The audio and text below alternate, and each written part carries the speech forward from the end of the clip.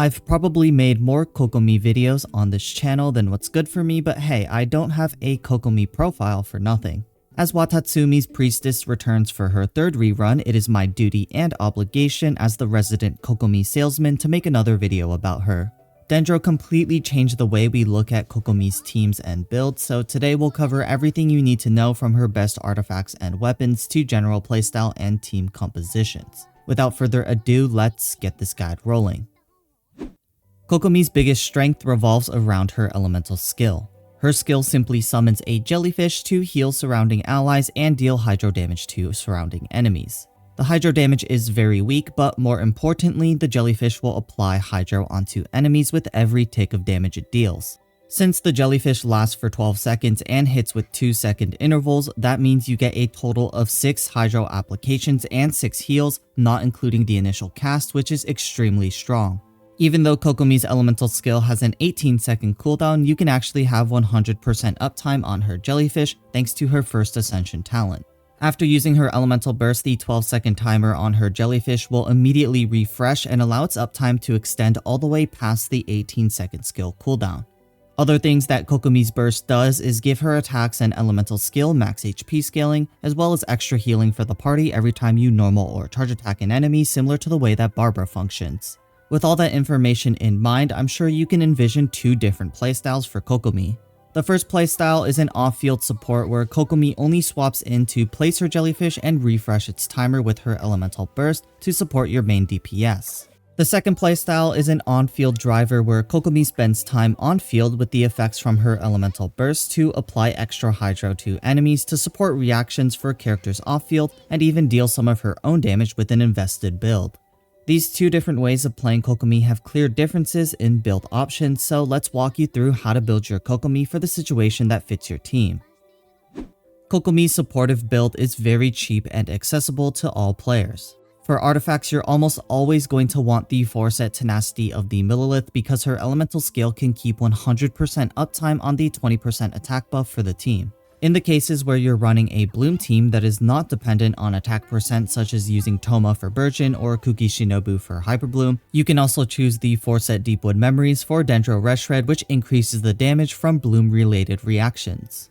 Artifact stats are always energy recharge or HP percent in the sands, HP percent in the goblet, and healing bonus in the circlet to maximize her burst uptime and her healing potential.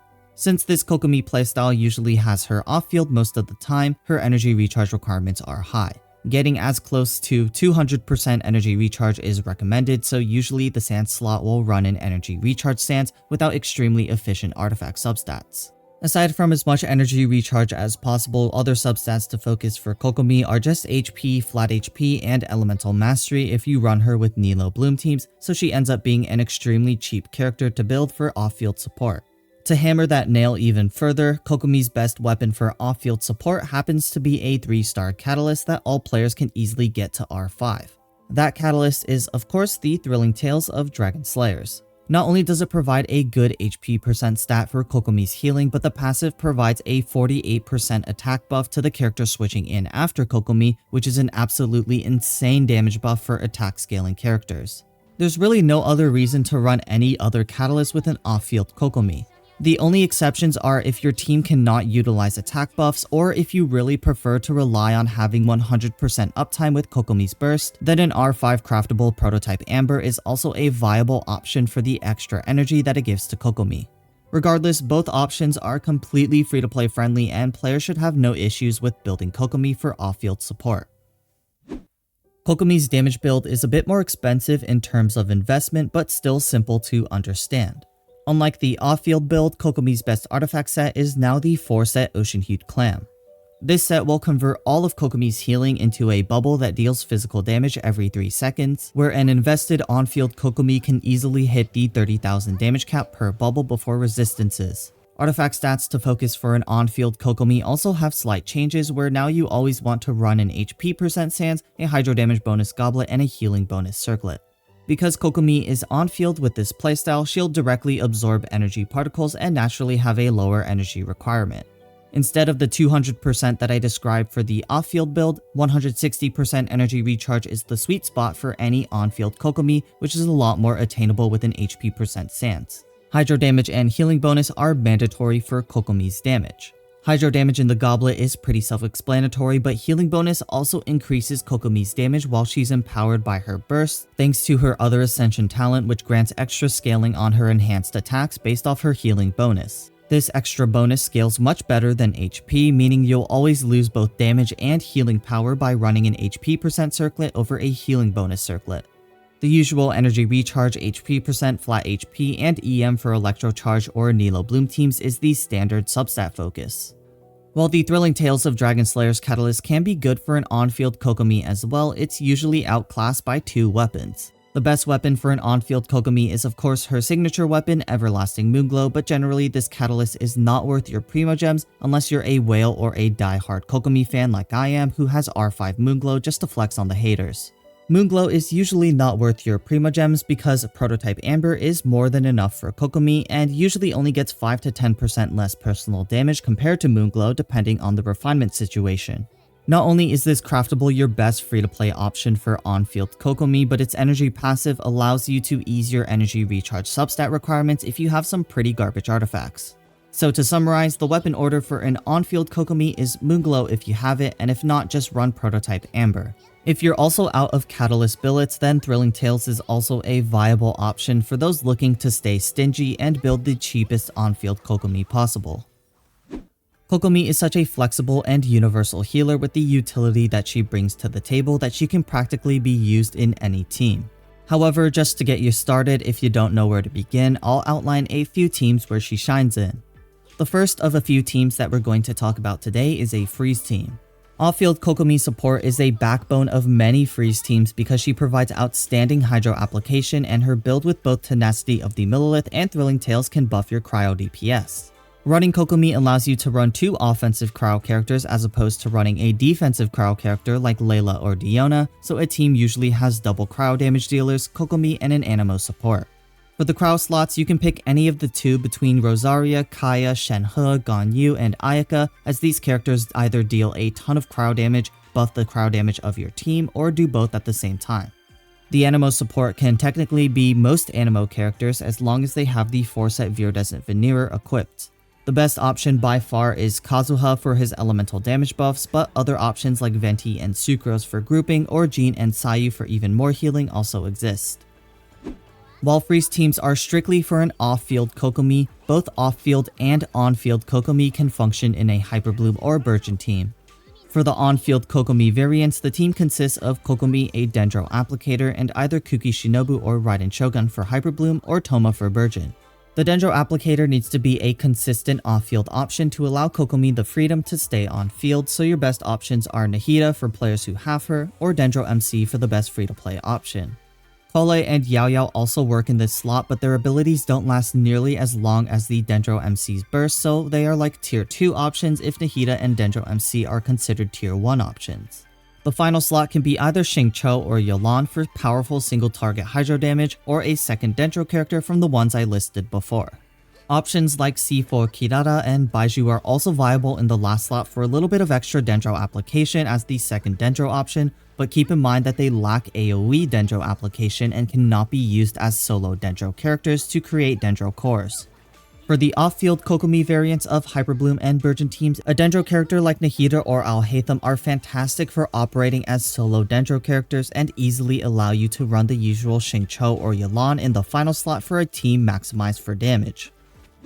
The one team that is usually limited to the on-field Kokomi build is a Taser team. This is Kokomi's classic team composition before Dendro took the team building scene by storm, and it got significantly better with the introduction of the Ocean Hued Clam set.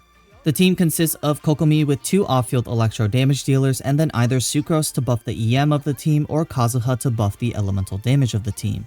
For the 2 electro damage dealers, you can pick any off-field character between Fischl, Beidou, Raiden Shogun, or Yae Miko. The premise of the team is extremely simple, so nothing much really needs to be said about the team. Kokomi in particular not only provides the ability to run 2 off-field electro characters, but she also consolidates the role of healing and hydro application. Prior to Kokomi's release, your only options to use were Barbara for healing, who does significantly less damage compared to Kokomi, or to use Xingqiu and live with the fact that sometimes his rain swords aren't enough to sustain the entire team's health bars. Last but not least, the final team that Kokomi really shines in is a Nilou Bloom team. The introduction of Dendro survivability options like Yao Yao, Baiju, and Kirara definitely brought more flexibility to Nilou Bloom teams, but Kokomi still remains a staple partner for Nilou. As an off-field healer, Kokomi can keep her cheap build and sustain the team, while Nahida, Alhaitham, or Kirara bear the burden of providing on-field Dendro. For the last slot, usually with Nahida and Alhaitham, you'll want to run triple Hydro characters, meaning Xingqiu or Yelan are again the options for the final slot.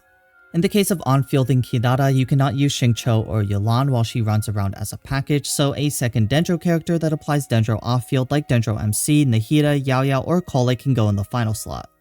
While the off-field playstyle is a little unassuming, Nilou really changed the way that we can build Kokomi as a driver for Bloom teams. If you want to play Kokomi on-field within a Nilou team, then an entirely new build path opens up. Building Kokomi with the 4-set Gilded Dreams or the 4-set Flowers of Paradise Lost and triple EM in the Sands Goblet and Circlet actually becomes viable since Kokomi can become the owner of Bloom reactions. In Hyperbloom and Burgeon teams, Kokomi never focuses Elemental Mastery because the reaction damage always depends on the EM of your Electro or Pyro characters that turn the Dendro cores into Hyperbloom or Burgeon reactions. However, Nilou's bountiful cores do scale off Kokomi's EM if she's the one to create them with her attacks or elemental skill, so that's why building full elemental mastery is viable on Kokomi.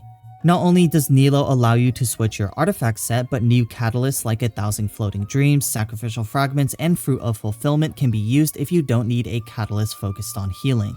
Of course, if players want to keep their Kokomi build flexible for other teams, you can still on-field Kokomi with Ocean Hued Clam and Elemental Mastery substats in a Nilou team, or off-field Kokomi with the 4-set Deepwood Memories. Although you won't be seeing a flurry of huge green numbers with just Elemental Mastery substats compared to the triple EM build, Kokomi will still retain solid personal damage with her Ocean Hued Clam numbers.